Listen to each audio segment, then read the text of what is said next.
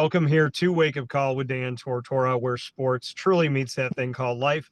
I am traveling. We're still inside of the Great Lakes Honda City studios, and I am down in the second home of Wake Up Call with Dan Tortora and Dan Tortora Broadcast Media, the great state of Florida. And being down in Florida, I had the opportunity to cross paths with someone I've known for many years and you've known on this show for many years, and that's Adam Zaczkowski. And he is your head coach of men's and women's swimming and diving at Moyne College on the Heights. In this edition of the Dolphin Dive, he's back with me. And of course, we are inside of our exclusive multimedia marketing partnership with Moyne College. Adam and I broke bread. We had a great time. I got to spend some time. He got to meet my mom, who also got to meet his wife, Erin, and his children, Noah and Owen. Got to have fun with the whole family. And we had every intent of doing a show, but dinner was more important, and then they had to catch a flight. So he's back in his office. I'm still down in the Sunshine State, and I'm very happy to have him back on the show. Adam, how you doing? Dan, I'm doing very well today. Thank you for having me. I always enjoy spending time with you. Yeah, and I mean, you and I got to break bread, like I said, and have some dinner.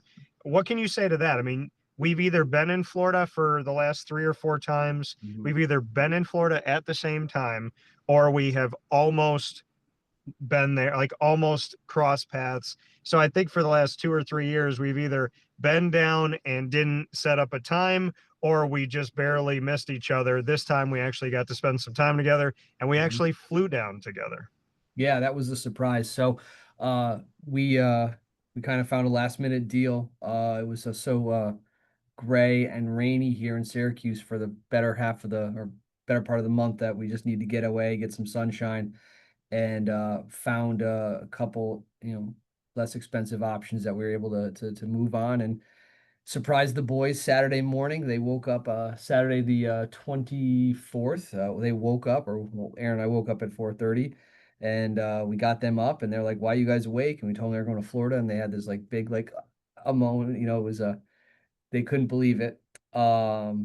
I never surprised them like that before. Now, of course, we have to do that every time, right? But yes, we get to the airport in Syracuse, and all of a sudden, I texted you, see if you're going to be down there. You said you were, because I didn't ask when you were going to be down there, but um, spent some at the airport, and all of a sudden, I start catcalling you as you walk by. You had like that face on, the airport face. Got to get to your gate, but it was pretty cool to be on the same flight as you. Not planned that way. And then yeah, we got together, spent some time at Disney Springs last night, and had a I thought it was a pretty good meal, and conversation was better. Yeah, no, I completely agree. We had a lot of fun, had a lot of laughs, had a lot of good times Yeah. there. And, I will say my mom had nothing but nice things to say. She said, you and Adam seem very similar. Like you guys understand each other, like cut from the same type of cloth. And she said, all wonderful things about Aaron because she got to talk with your wife a lot.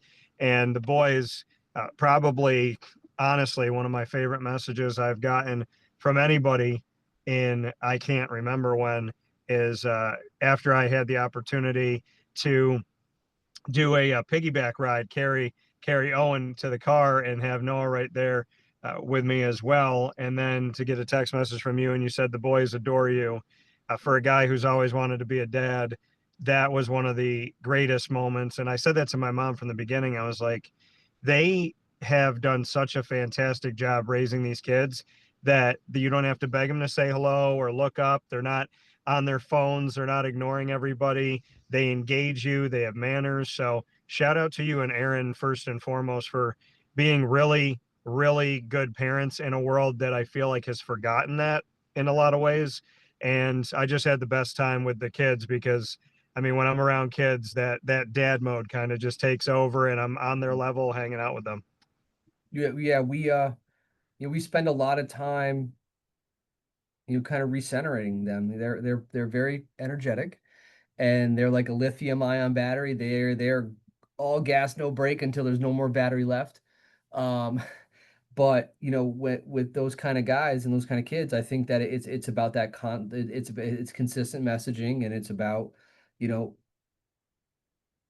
centering that energy that they have on positive things. And for us, it's important for us when we go out to dinner that they're engaged in the conversation, and they're asking the waitress how to order, and yes sir, no sir, yes ma'am, no ma'am, please and thank you. And I think that it's shouldn't be uncommon anymore, but it seems to be, and I don't know why that has happened. But yeah, we want them to be able to engage in adult conversations and, conduct themselves properly in public, because, they those are valuable lessons that unfortunately are not taught. Yeah, I mean, they're wonderful. And I will say this is the most time I got to spend with Erin. So it was really cool. And when we left, she said, let's try to do this again, but in Syracuse. So it's nice that it took Florida for us Yeah. all to get out together. But I don't think I'm going to complain that our first meal as a, combined family of my mom and myself, and then you and your family, that the first meal that we had was at Disney Springs. I'm not gonna complain to God about that at all. No, no, the fact that we were able to get there, and you know, uh, we talked about going there, and I just made a reservation for you, and you're like, should I get a reservation? I'm like, nah, man, we already got it. So we just, it kind of all worked out together for the right reasons, and it was good, and it was a really nice way to kind of cap off our little 4-day adventure. Yeah, so it was a lot of fun, and we were talking about family this morning here in this edition of the Dolphin Dive, and you have work to do that. And I tell people this, and I said it in front of my mom when my mom said, "Okay, so Adam, I'm meeting you for the first time," and my mom, she'll look at me and she'll say, "Okay, coach of what? Coach of this?" Because I'm always introducing her all over the place. And I said, "Well, mom, he's four people." He said he's the men's swimming coach, he's the women's swimming coach, he's the men's diving coach, he's the women's diving coach. And so I said he's overseeing all these programs, and family is important. Well, when we look at teams and we look at Moyne College, there's no football team, so there's not 100 people on a team, but you have so many student athletes. And when you look at men's and women's swimming and diving, it's the equivalent of like taking four other Lemoyne rosters and putting them together. So when we talk about family and keeping that family together and helping each individual to feel important, what have you done to create an atmosphere and an environment like that, knowing that you have one of the biggest rosters? Well, I think you have, do you not have the biggest roster on campus? Uh, roster size, huh? No, but no, I believe the men's lacrosse team has technically more athletes on their roster. I was But going to say it's pretty close between lacrosse and like swimming and diving. yeah, so we'll have 52 on the roster in the fall. So yeah, 52. Um, but and I've said this to you before, we really believe that we can make good people fast. We can make good people excellent divers, but we can't make excellent divers and excellent swimmers good people, right? And so for us, it starts with that core nucleus of family, and how those swimmers and divers treat their family, and how they, when they're on campus, they become part of our family, and um how they're able to assimilate in the right way and become what we are. And I think that lots of times, I think in college sports, you hear talk about family, and it turns in this cliche situation where, you know, they talk about this close knitness, and I think we have it here. We do have it here. We hosted a prospective student athlete towards the end of the academic year, and his host ended up having a medical situation where he had to end up going to the hospital. And so we had some of our men's team members take that person to get medical treatment, and then we had the other half of the team kind of sweep up this recruit and kind of keep his visit going the same way.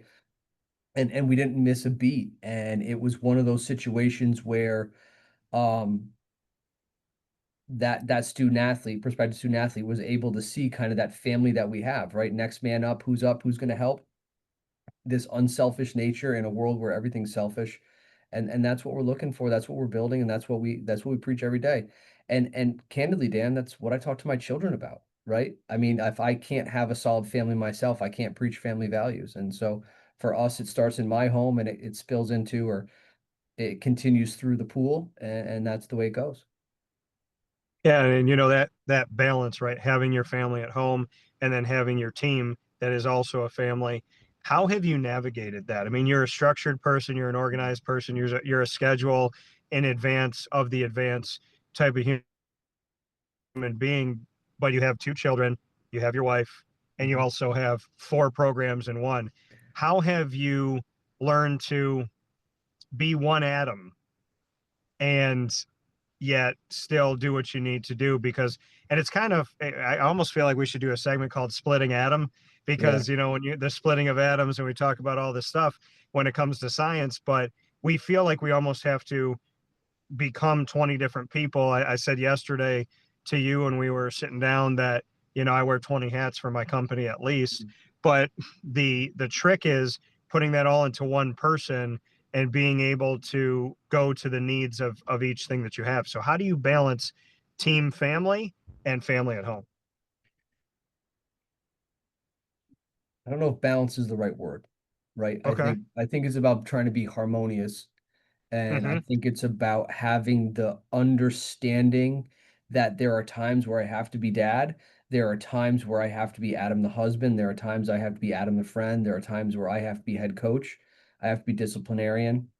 And I think that you need to be in this harmonious balance so that you have to recognize where you are and that those moments are fleeting in the fact that I have to do this now and I do this now, but my core person is still who I am, and so I think that again through understanding how I parent my children, if I can be consistent with my swimmers in the fact that I need you to do A, B, and C, and if you do D, there's going to be a corrective action.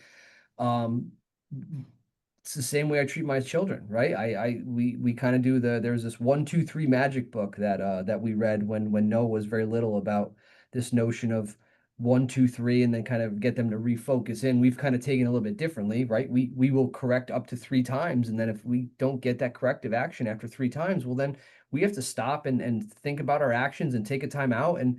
And so lots of times with my student athletes, it's hey, why were you late? Let's not be late again. Why were you late? Right? You continue to go through this and you have to teach them to become mature and you have to teach them to become self-sufficient and self-reliant.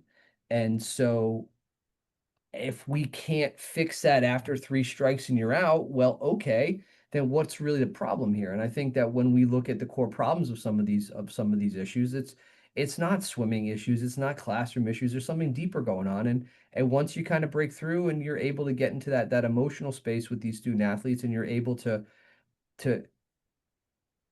form that bond, that relationship, then that's how you kind of get them to respond. And my children are no different. My swimmers are no different. And that balancing of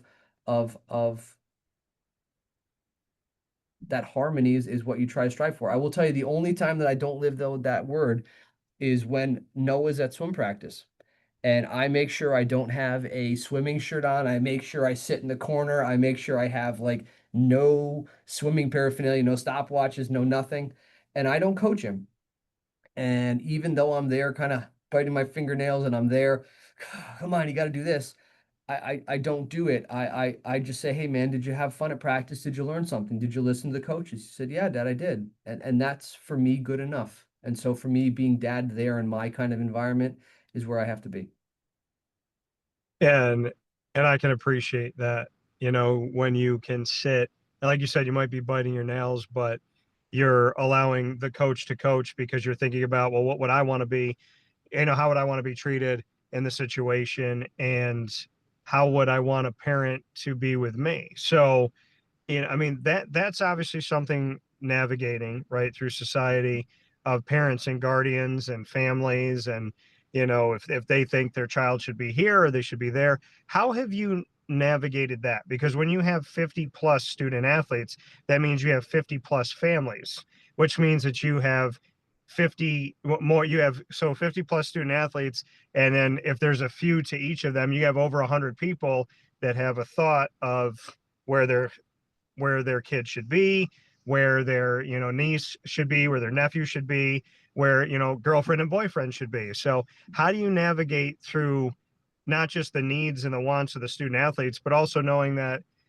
families want them to get the most out of it? So there's that component as well that coaches obviously navigate through all the time.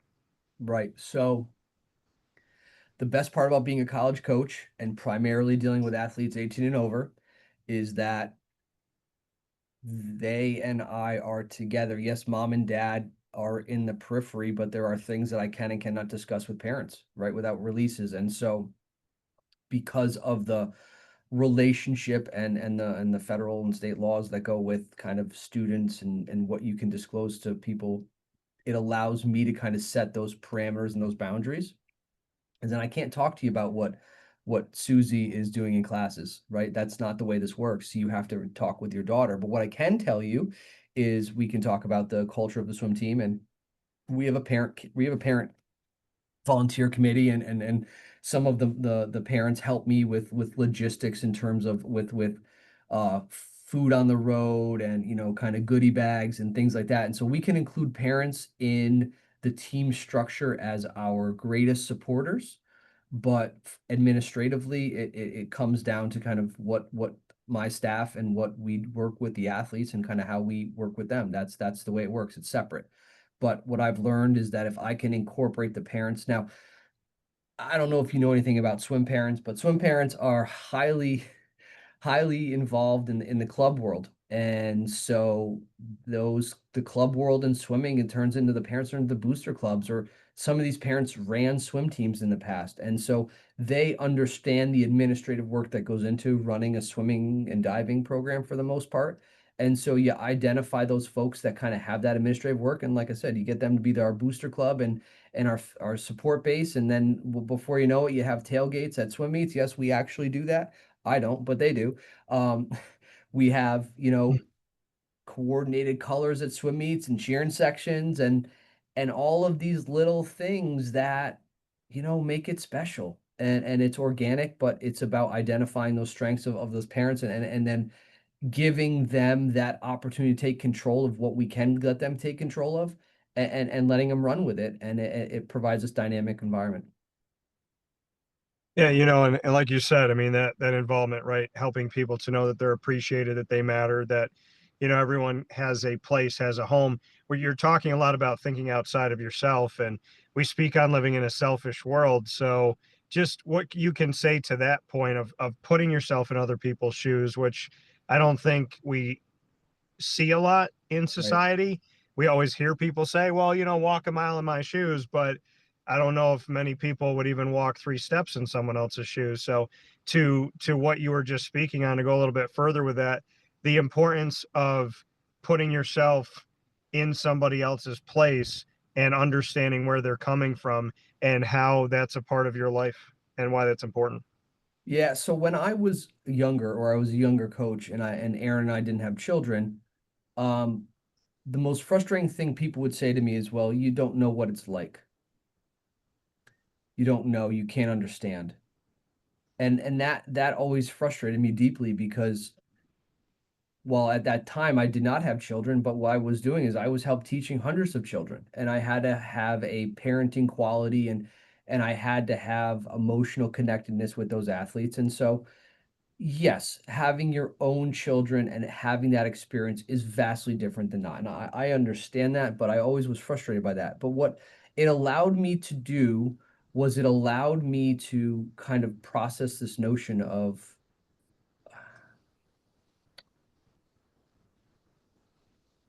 if I was a dad at the time, how would I want my son or daughter to be treated by a coach? And so it allowed me to kind of try to step into their minds as much as I could and recognize that they wanted a positive person. They wanted someone that would challenge their swimmer in and out of the pool.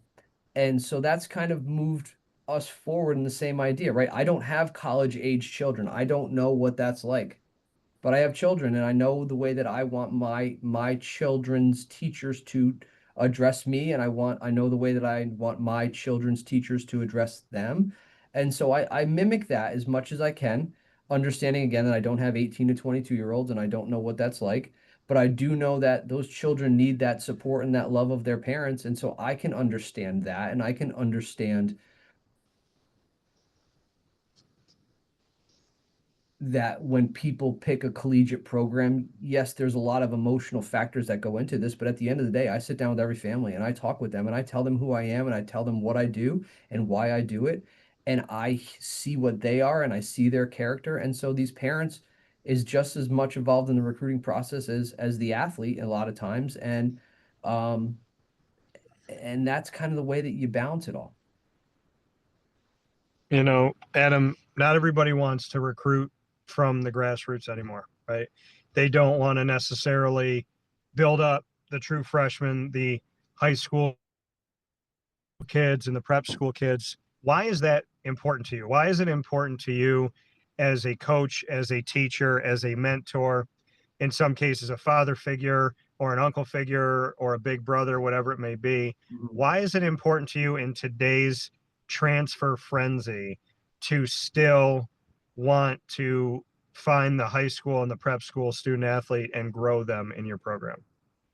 Well, the answer is twofold. I think that there is a reality of what my environment is, in the fact that Lemoyne as an institution is interested in developing the whole person from, that initial freshman phase through their senior year. Lemoyne, our academic awards are more favorable towards new four-year students and not transfers. And so there is an institutional reason for that. But what I also know as an endurance athlete is that it takes time for that endurance swimmer and that coach to connect. And that when they're wherever they're coming from, Dan, they have a understanding of what coach should and should not do, what I should and should not do at practice, what I should and should not do in races. And then when they come and they move to a new coach, a new environment in college, well, guess what? This is what I, as a coach, do, and this is what I am going to ask you to do as an athlete, and this is how we are going to prepare. And that shift sometimes in endurance athletes can take 2 to 3 years. The old model, old 2019, old, it was that, you would get these swimmers that come in, divers that come in as freshmen, and it really was a 2 or 3 year maturation process so that they're reaching their peak physical abilities junior and senior year. Well, the reality of what has happened in college sports is that you need someone out of the box today to be a starter, whether they're a freshman or a grad student. And if you can find the freshman out of the box that can compete, the true freshman, then you take him and you run with it and you go with him or her. But I think in some of the ball and stick sports, that is not able to be had because we have a win now mentality, not at Lemoyne, but I think in general. And known quantities, those transfers, you have stat basis, you have tape, you have all the stuff that you need to determine whether or not you think that athlete's going to fit in your program at a Division 1, 2, 3 level. So they take the transfer because it's a known quantity. And I know that this person can do A, B, and C, and I don't know if that freshman is going to be able to do it. So I'm going to protect my program, my position by taking that transfer because it's a known quantity. I don't like that. That's not the way we do it here, but that's, I think, what's happening. I know you want to win. I know every coach wants to win, but when it's the win now mentality, and like you said, protect my program, win right now, what is that doing to collegiate athletics to be so focused on, I'll take that known commodity from wherever I need to get it from to protect my job, make myself some more money, keep us in this place? What is that doing to the collegiate model? And are we even focusing on education anymore?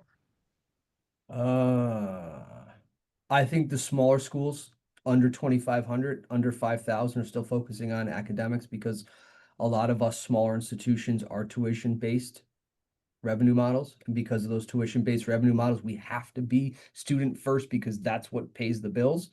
Um, you're looking at what's happening now with Harvard, and you read the reports, and that their tuition-based model is, they're not a tuition-based model. Their revenues come from all these other areas, and so tuition is not as important for those kind of places.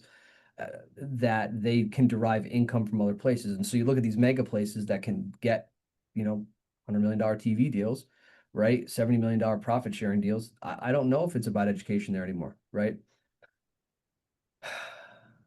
But I think that we're in an environment right now where we are seeing declines in enrollment, but we're also seeing declines in participation. There was an open letter from the College Swim Coaching Association of America executive director yesterday talking about how the Olympic sports are starting to band together in this world of this house settlement, and the fact that these Olympic sports provide access and abilities for people to be in the collegiate model. The old NCAA theory, when it was first founded, about providing safety for students to have to participate in sports, right? And so the Olympic sports provide an opportunity for participation, and we're still seeing that continual drag down of participation, and the fact that number of enrollment, or pardon me, number of roster spots continue to be eroded, and it's becoming harder and harder in play, and it's becoming harder and harder for, I think, some schools to justify paying all of these costs to have athletics, and I think we're at a bit of a crossroads, and I don't know where it's going to go. I really don't. But we are below that fray, and so we just try to stay positive and keep moving our program forward, and that's all I can do. I can control my controllables, and all these other things are going to happen, and when this moves forward, then we adjust, we put up our boots and we go back to work. So then my question to you becomes, why do you coach? Why do you continue to do it? Bring me into that passion. If the model is changing around you, then why do you personally want to still be a part of it, want to still coach and still be doing what you're doing and be connected to a sport that you've been connected to for so long? Well, I think the model has always changed and moved. When I was a wee baby swimmer, right? The USA Swimming used to have something called the top 16 list. And they thought that that was too good. So now there's just the top 10 list. And the top 10 are the top fastest 10-year-olds in the country, top fastest 12-year-olds in the country, top 10 list, right? So that changed. There was a USA Swimming made a conscious effort to kind of have these Olympic training partner sites, and where they would have these high level athletes go kind of train in one area. And so you had this shifting of these really high quality athletes in these little programs getting pushed over to these bigger programs, and that changed too. And the way that they used to do the time standards for Olympic trials, and how many people were there, and then they kept driving the time standards faster and then try to keep making the meet smaller, so it got harder and harder.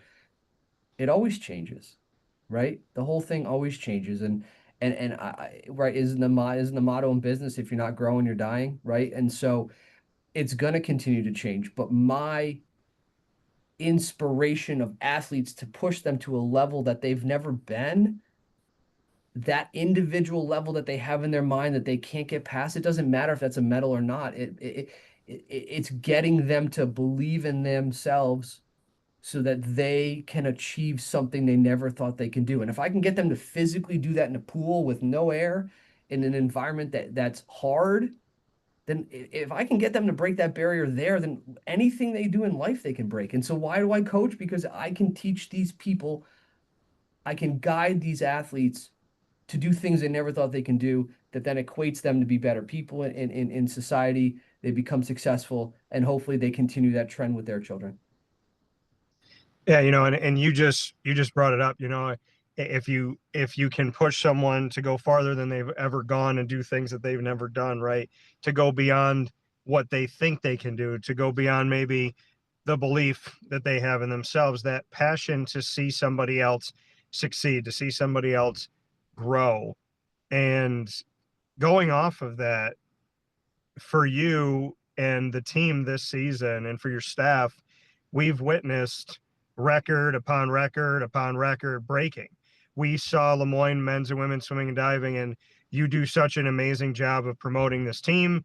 And I know you guys have a TikTok that's adventurous and you do some things there, but you have been so big on social media to tell the world, and you tag me on everything, which I love dearly because I see it.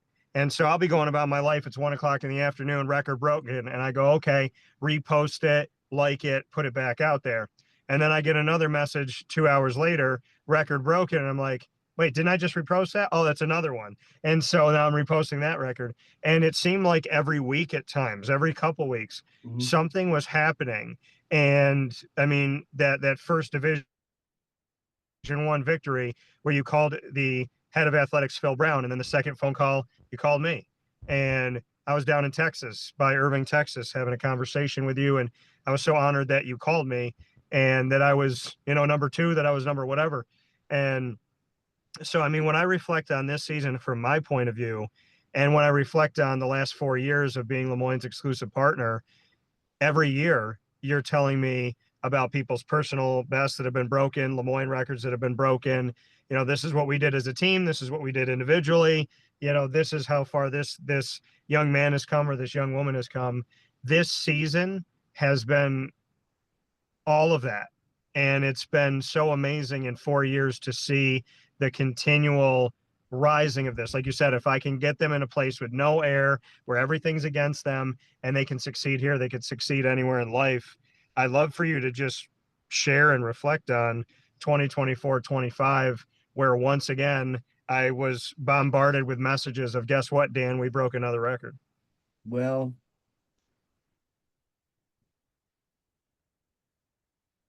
we always want more, right? Always want more. And so we are already planning out 25, 26 to get more.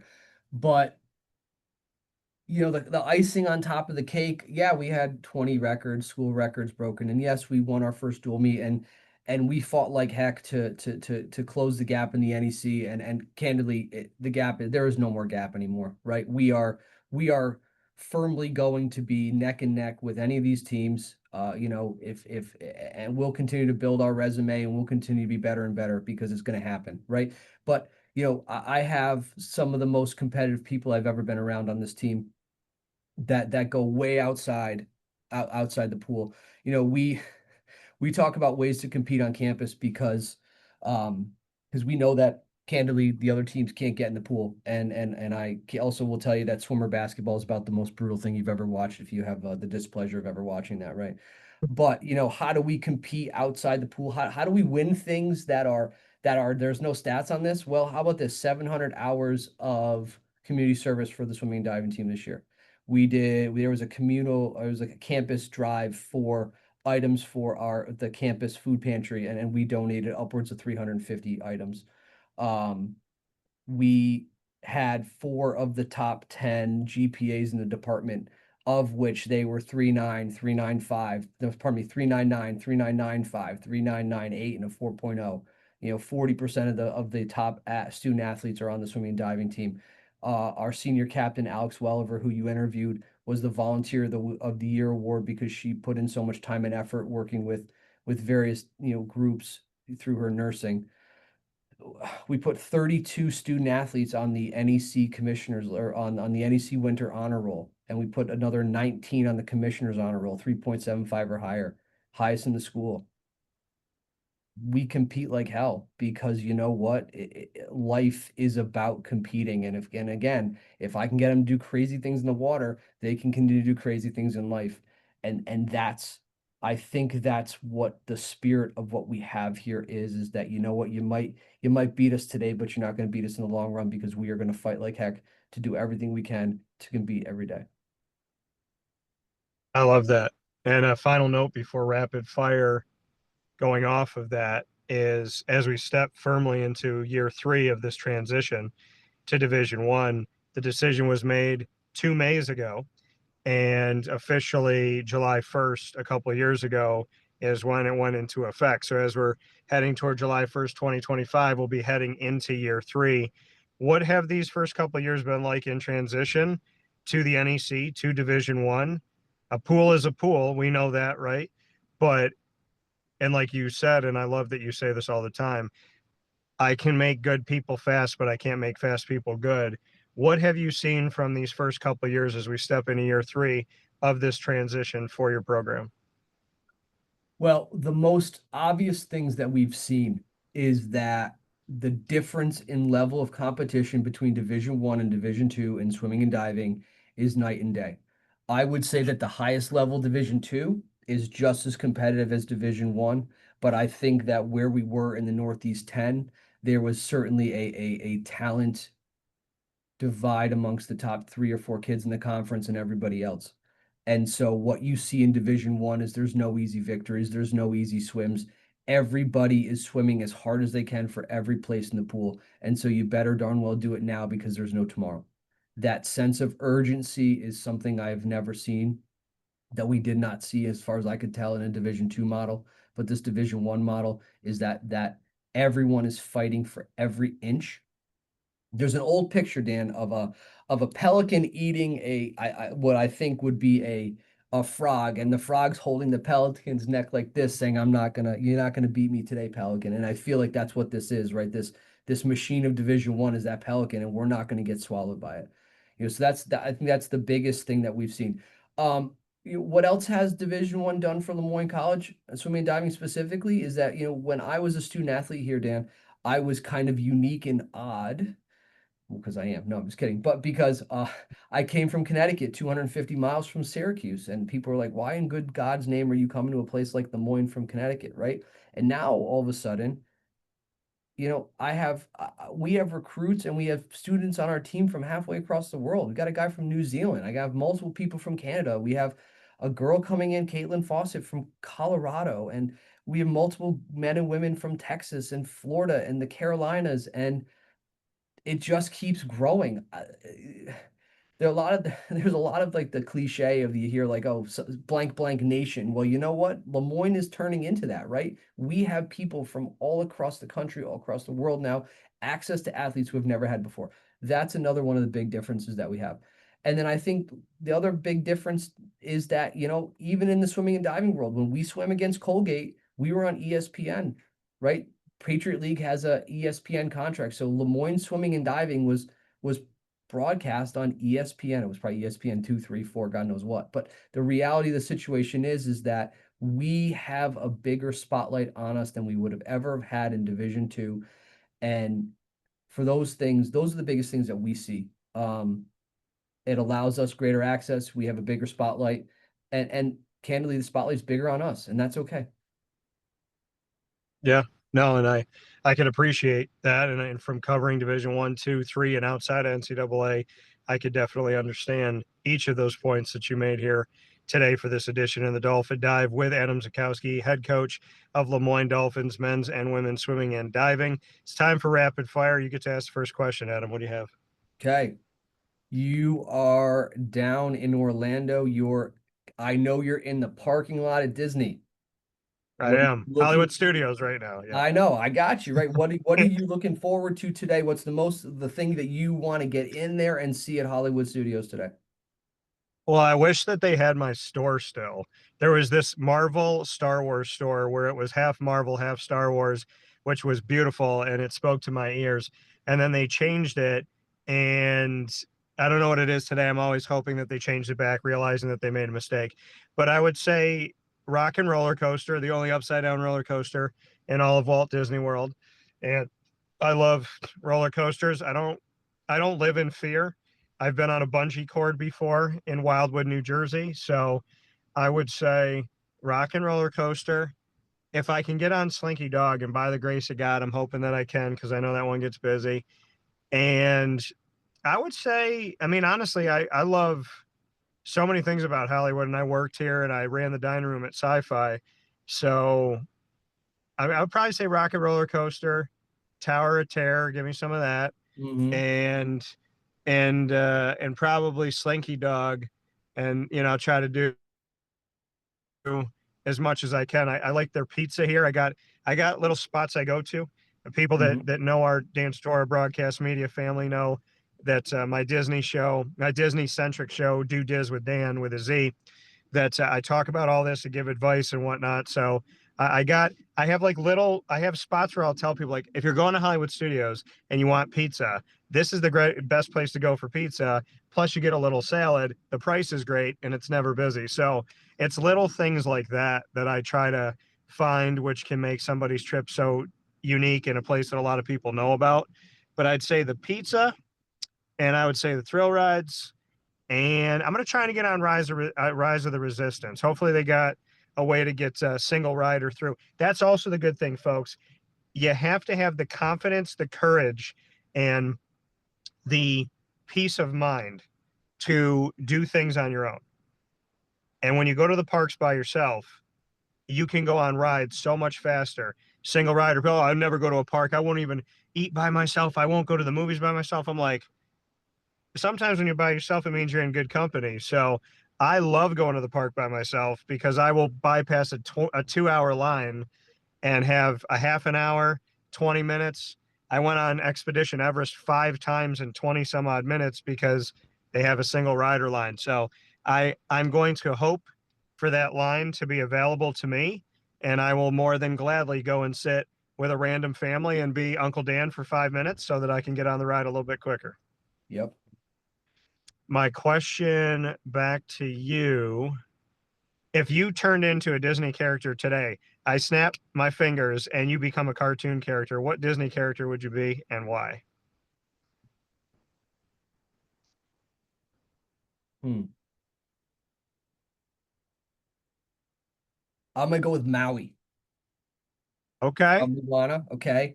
Um, and I think that the shape shifting nature of what he can do. Lots of times we talked about kind of the shape shifting nature I have to do as dad and coach, right? Not to mention he like pulls mountains or pulls islands from the bottom of the ocean. That's pretty darn cool. And he's got a hook. And I'm gonna go with Maui. Well, plus I used when I was younger I had longer hair, a little frizzier than that, but that's okay. I'll show you a picture another time. But yeah, I would go with Maui because of his shape shifting abilities. I love that because I said, who would you turn into? And if you turn into Maui, you could turn into more than just Maui. So that was a very Adam Zaczkowski answer because it had depth. Okay, what's your next question for me? All right. I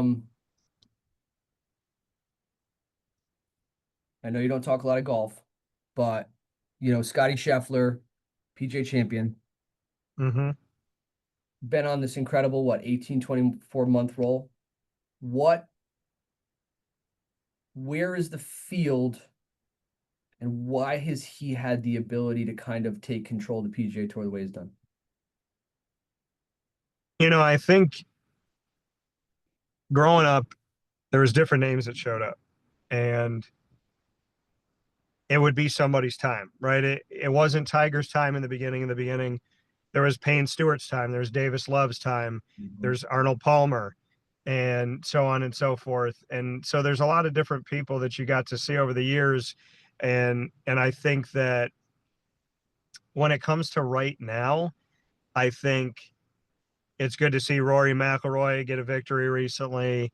It's good to see a lot of different players in the field. But for Scheffler, I mean, it's just been working and it's been consistent. I think he's having a good time. I think he appreciates the game. I like the fact that after winning the PGA championship, a few days later, he was golfing again and he didn't take any time off and he wasn't there just to do a victory lap and wave at people, but he was actually there to compete. So I would say, hey, listen, we all work hard. We all get after it. If you truly know how to compete, you understand that competition is only to kick your butt from yesterday. And I think Scotty Scheffler's having a good time kicking his own butt. And I don't think people have caught up with that. I think I like the mentality. I love Bennett. His Mhm. son apparently took his first steps Yep, or I saw stood that. up Yeah. for the first time at the PGA championship. So I would say, I mean, Scheffler's fun to watch. There's other guys out there that, DeChambeau, and there's a lot of guys that have been really great to see in these last few years. I mean, watching Rory, watching Bryson, watching Scotty, and so on and so forth. But I mean, he's got it going for him right now. And like I said, he respects the game, and I think he enjoys it.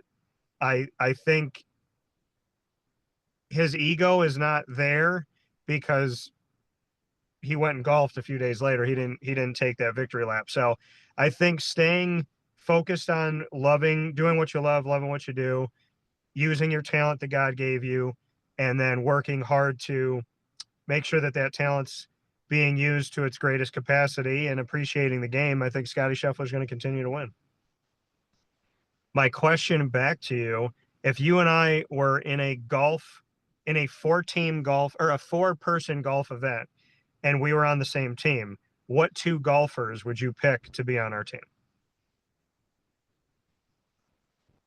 Well, I have to bring Bryson because the golfing that he does when he brings people out of that's just hilarious, and I think that he seems to just have a heck of a time with it and go out there and just hit it around.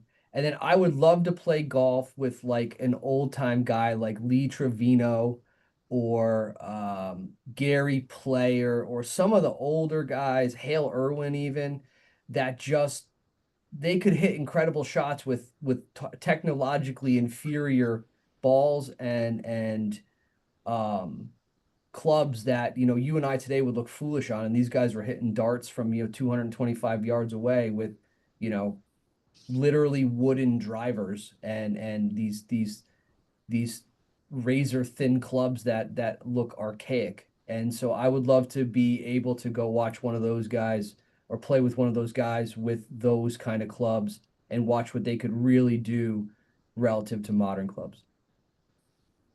I respect that. Makes me think of Babe Ruth and what he Mhm. did with Right.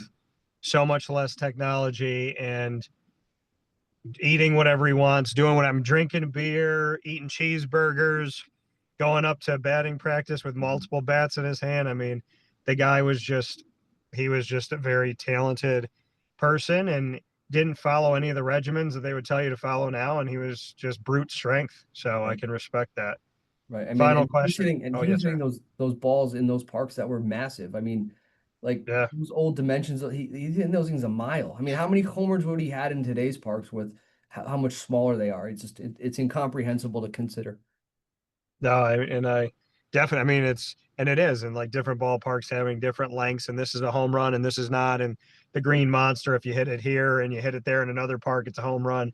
So, I mean, but yeah, Hank Aaron, Babe Ruth, back in the day when steroid wasn't even a word. So there's something to be said about the talent that came before, for sure, and respecting the talent now that does things the right way. Your final question for me.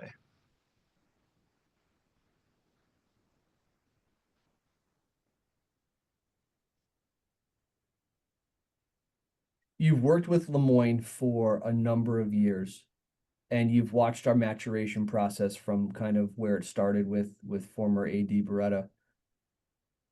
What do you see for the Phins in 25, 26? I think the most important thing is to remember who you are.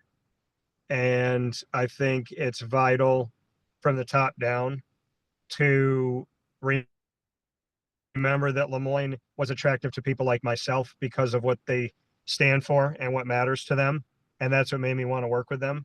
So I would say in 25, 26, yeah, you want to get a little bit closer and have an opportunity. You want to see all the sports excel. You want to see some of the younger coaches or a new coach find their place. You want to see something like volleyball finally Mhm. catch on when they've gone through a lot of adversity.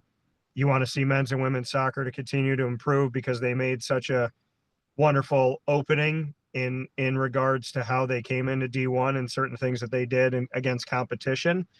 You look at men's lacrosse and the success that they just had.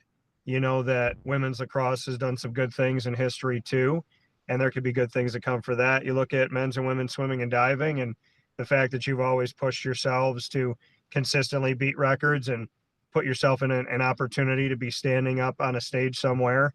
And I think there's more to come for that. And, I think women's basketball has proven that they can win over these last few years. I think showing what that looks like now in the NEC with some changes. I think men's basketball continuing to grow and develop, and they've had talent that was really strong over these last couple of years that finished up their eligibility. So now what is that going to become? So I think when you look across it, baseball's had some good moments. Softball has made improvements as well. I think as you go through track and field, I've had an amazing time talking with cross country and track and field.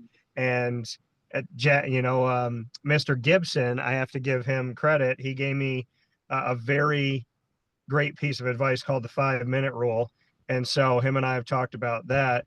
So, I mean, I think when you look across the sports at Lemoyne and what I've seen, what the rest of the media in central and upstate New York and beyond don't know because they don't cover it is that, I mean, and I'm happy to do their job consistently, but what they don't understand is not being around except for when a team is winning, you don't get to have the same feeling that I have. Like, to know Tracy Roman, to know what she's been through, to know she's done most of it by herself, like to see her have little wins that may not show up in the win-loss column, to be at a game when it's 31 degrees outside and you see a team rally back from being down by a ton of runs. Those moments never leave you. To have a pitcher like Laura Bennett, who could pitch almost 200 innings after a season where she pitched almost 200 innings, after a season where she pitched over 100 innings, and she stayed healthy consistently. To look at your men's and women's swimming and diving team and the content of character, not just what they do in the pool, but like, I've gotten to meet your people over the years, and they're wonderful human beings, kind human beings, and they care about each other, and they take this time, and the time that they have together is so important, how they spend it.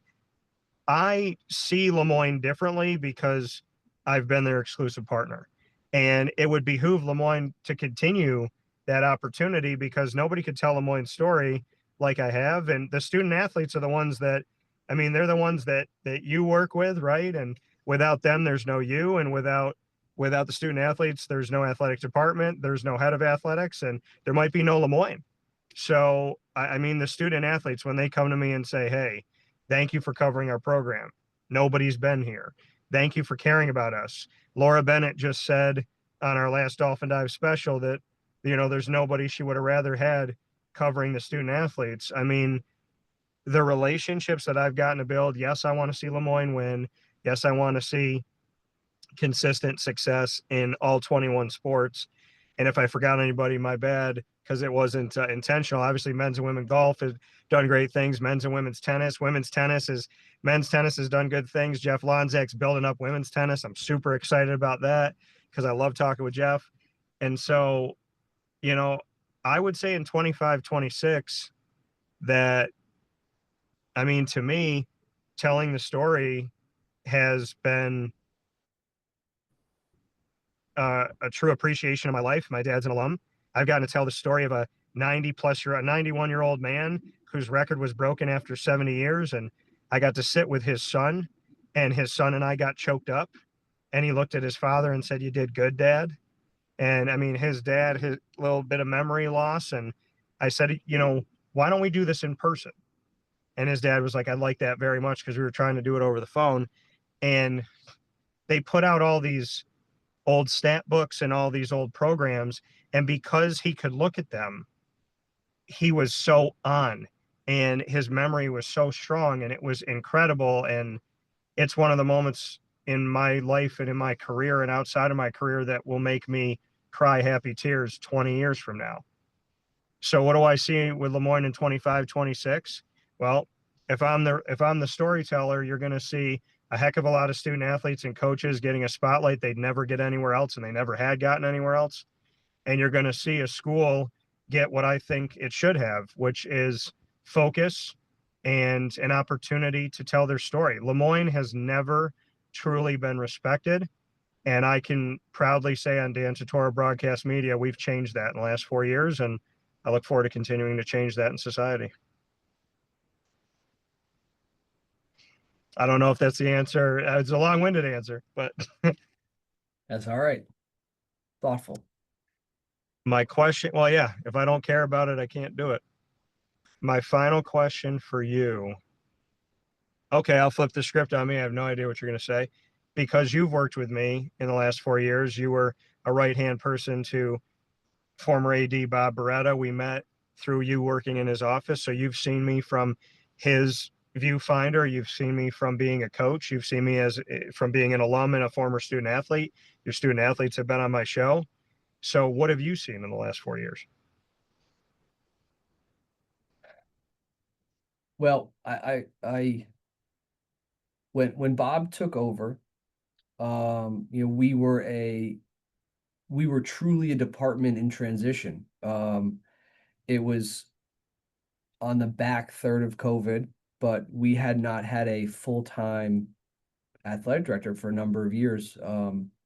Matt Bassett retired, and Tim Fenton was interim for a number of years and steered the ship through COVID. And so there was a little bit of a leadership vacuum here. I think being interim is very difficult. I think trying to keep the cruise ship moving forward with having, the really inability to do too much steering. I think he did a good job, Tim.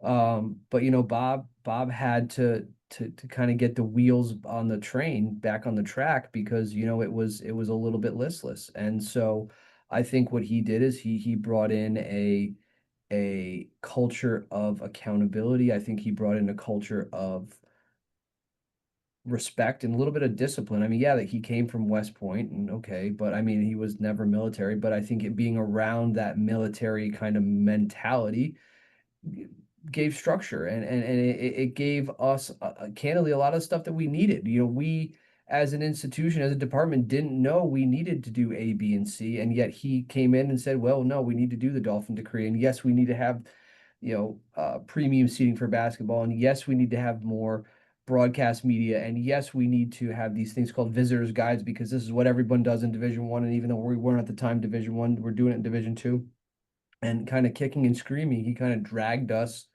and modernize what we do. And so that was kind of, I talk about the fact that there's transition, right? So I met him in a good position because I was during COVID, I did my master's degree in sport management. And one of the ways that I had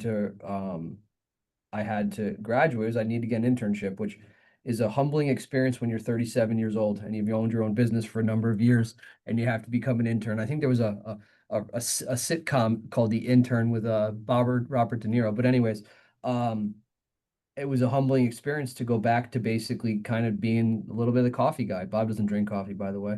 But I had to kind of work within what he wanted to do, and he gave me a lot of structure, and he gave me a lot of, ability to fail, but also ability to grow. And once former head coach Hannah retired here at Lemoyne, they hired me because of that relationship I had with Bob, but also kind of the fact that he and I were aligned in a lot of the expectations that we had.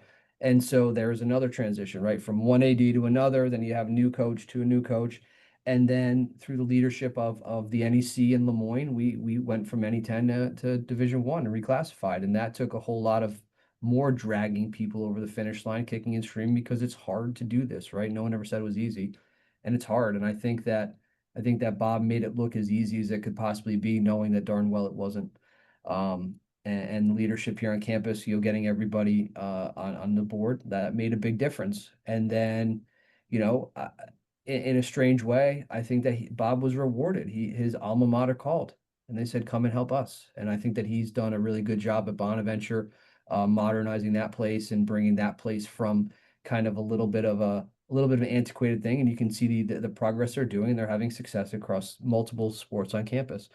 And then transition again with Phil Brown coming here from Vanderbilt. And with a guy from Vanderbilt, you have SEC type expectations and SEC type tones and conversations. And that transition is different than what Bob had. And but I think in life you don't always get what you want, but you get what you need. And I think that where we are now in this transition, we need somebody like Phil to help us, clean work the finances. He's a brilliant financial guy, and kind of look at the business operations here. You see across the country, all these schools are kind of monetizing their athletic departments, and they're basically corporatizing them. And I'm not saying that that's what Lemoyne's going to do, but the reality is that we need to come up with ways to generate revenue models or revenue from the athletic department. And I think that Phil is where we are. And so what has that transition gone from? We kind of went from a little sleepy D2 school to now talking about modernization and ticketing systems and NIL and getting more resources for students and student athletes. And so that's the transition that we've gone through. And 5 years ago, did I think we'd be here? No. 5 years from now, where are we going to be? I don't know that either, but I know that we are continually growing. I think some of us want to grow faster, but growth is still growth. And I think that we are moving forward in a way that will allow us to be successful both next year and the next 5 years and hopefully decades to come. That coming from Adam Zaczkowski here on Wake Up Call with Dan Tortora in this edition of the Dolphin Dive. inside of our exclusive multimedia marketing partnership with Moyne College. Adam, as always, for men's and women's swimming and diving, and for you, and of course, for Aaron and Noah and Owen, I thank you for being a part of the show today. Thank you, Dan. I always appreciate your time and giving swimming and diving a voice out there in the World Wide Web. But I always love talking with you, and I look forward to having dinner with you in Syracuse this time. I want to thank you for tuning in to Wake Up Call with Dan Tortora inside the Great Lakes Honda City studios, Monday through Friday from 9 a.m. to 11 a.m. Eastern Time on YouTube.com and Facebook.com, both /WakeUpCallDT for audio and video, and our live internet streaming radio that comes to you on WakeUpCallDT.podbean.com. And of course, once we go live, we jump into the archives, and you can find us on Amazon Music, Audible, iHeartRadio, iTunes and Apple Podcasts, Player FM, Podbean, Podchaser.com, Podvine, Spotify, TuneIn, and YouTube. All you have to do is search Wake Up Call with Dan Tortora, or one word, Wake Up Call DT. And many thanks to the wonderful Brooklyn Pickle in Southern Pines, North Carolina. From New York to North Carolina, you'll find them on 1788 Old Morganton Road in Southern Pines, North Carolina, right down the road from Pinehurst Golf Course that the PGA Tour knows all too well. That New York flavor, a sandwich, all of those great sandwiches, all the ingredients, all of the wonderful things we've been spoiled with in the great state of New York are down in North Carolina as the Brooklyn Pickle ventures down the coast to Southern Pines on 1788 Old Morganton Road in Southern Pines, North Carolina. Let them know that DT sent you. And of course, many thanks to our team of partners in Central and Upstate New York, Great Lakes Honda City, where you can go Monday through Saturday for sales and service and get yourself new and used vehicles. If you want to tour what they have on the lot, go to GreatLakesHondaCity.com. You also get the phone numbers there for their sales and service at GreatLakesHondaCity.com. And I want to thank Great Lakes Honda City for over a decade of me bringing home vehicles that I have enjoyed. So many thanks to Great Lakes Honda City, our exclusive studio partner. Carvel DeWitt, the exclusive home of the DT Dolphin. It's our ode to the Moyne College Dolphins. You will find our DT Dolphin Sunday on site, on location, down the road from Moyne College on 4322 East Genesee Street in DeWitt, New York. Carvel DeWitt, the longest standing franchise in America with the DT Dolphin exclusive. And that is mint chocolate chip, whipped cream, and a cherry, hot fudge, green and gold sprinkles, and a chocolate dolphin jumping out of your whipped cream. Get it 7 days a week, and on Wednesdays, buy one, get one. The Wildcat Sports Pub, where we proudly call home to our West Genesee shows of over 8 years. With the West Genesee Wildcats coaches and student athletes, as well as their families, you'll find us at the Wildcat Sports Pub on 3680 Milton Avenue in Camillus, New York. GG Cards and Breaks, your one-stop sports card and trading card shop. A place that helps you be a big kid, no matter what your age is. And you can celebrate it with your parents, your grandparents, your friends, your neighbors, your girlfriend, your boyfriend. GG Cards and Breaks is a place for everyone of all ages, because our kid spirit should always be vibrant and strong. GG Cards and Breaks, where you can find them Tuesday through Saturday from 10 a.m. to 6, Sundays from 10 to 5, and of course 639 Delmar Place in Syracuse is the location. And monthly we have trade night, where you could buy, sell, and trade sports cards, as well as Pokemon, Yu-Gi-Oh!, Magic the Gathering, and Disney Lorcana. Ma and Pa's, the snack capital of the world. You'll find Ma and Pa's on 201 Old 7th North Street in Liverpool, New York, with multiple types of freeze-dried candy, as well as cotton candy, lemonade, and a plethora of flavors when it comes to kettle corn, popcorn, and premium corn, like the Elvis, which is banana-covered popcorn with the peanut butter Reese's drizzle, the way that Elvis liked peanut butter and banana. All of the wonderful things that you see are made in-house at Ma and Pa's. The lemonade, the cotton candy, the freeze-dried candy, as well as the popcorn and kettle corn. Find it all and on 201 Old 7th North Street in Liverpool, New York. And if you're out of town and you want to order it, and I just made your mouth water, go to Ma and Pa's popcorn.com and you can order today. Avicoli's, our home of our Liverpool athletic broadcast with student athletes, coaches, and administration every single month on 7839 Oswego Road in Liverpool, New York, at the corner of Wetzel Road and Route 57. And if you stand on the corner, you can see Liverpool High School within walking distance of Avicoli's, open 7 days a week. as well as Servomation, reinvigorating, re-energizing, reimagining what it is to have vending, whether it be at your high school, your grammar school, your preschool, your college, university, place of business, rest stop, airport. Servomation, the technology they have, the assortment, the variety that they have, and the quality of food. I've toured their facility in upstate New York, and you wouldn't believe the kitchen. There's restaurants that would beg to have a kitchen like this. Servomation does it differently, and I'm very happy to say that we are partnered with them. ServOmation.com. Go there for more information. Mother's Cupboard, the home of my breakfast sandwich exclusively in Central New York, 3709 James Street in Syracuse, 7 days a week from 6 a.m. to 1:30 p.m. You will find the Cuse McMother, bacon, egg, and cheese inside of 2 pieces of French toast. Cut it up and have it with some syrup. Pick it up and eat it like a sandwich and dip it in the syrup, and do it today. Chick-fil-A Cicero, the first Chick-fil-A in Central New York, and owner-operator Jim Zaczkowski, a brother of mine. You don't want to miss out on Chick-fil-A, and Chick-fil-A Cicero specifically is a step above, in my opinion. There's people that are proud to see you, team members that are incredible. Chick-fil-A Cicero, they do it to the nth degree. They break the mold, and you can find those team members in our series, The Light Between Us, which airs every single month. Go to youtube.com/WakeUpCallDT and search the Light Between Us playlist. Canine Camp Dog Daycare. There's no better place to bring your dog out in East Syracuse. Daycare. Hey, we all got stuff going on, and sometimes we just have to drop our dog off so that our dog's not sitting at home in a kennel or just being at home by themselves. The daycare at Canine Camp Dog Daycare on 228 Old Bridge Street in East Syracuse, across from BJ's, is the perfect place to go because of Lorraine, because of Chad, because of the care, concern, and the service to our wonderful animals. Head over there today, and of course you can call them at 315-437-7110 or go online to K-9kamp.com. Pizza Man, who we absolutely love going every single month and having our Baldwinsville Bees broadcast at Pizza Man on 50 Oswego Street in Baldwinsville, New York. You don't want to miss any of those shows we do on-site, on location, including Off the Rails with Al, featuring college football national champion Al Romano, who played with Tony Dorsett as a Pittsburgh Panther and hails from Solvay.